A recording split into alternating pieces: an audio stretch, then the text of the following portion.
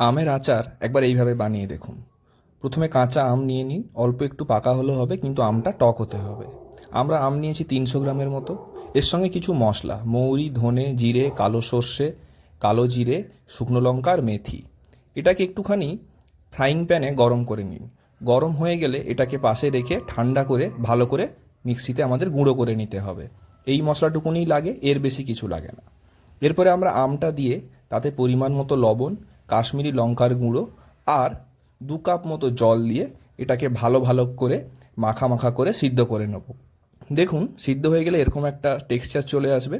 তখন এটাকে আমরা আবার প্যানে দিয়ে দেব এবং তারপরে এতে দেবো পরিমাণ মতো চিনি এবং অল্প একটু আখের গুড়। আপনারা পুরো চিনি দিয়েও করতে পারেন। তারপরে আগে থেকে ভেজে রাখা মশলাটা আমরা এর মধ্যে দিয়ে দেবো। ভালো করে মাখিয়ে নিয়ে 10 থেকে 15 মিনিট রাখলেই কিন্তু রান্নাটা হয়ে যাবে। বাড়িতে সবাই মিলে খান, নিশ্চয়ই ভালো লাগবে।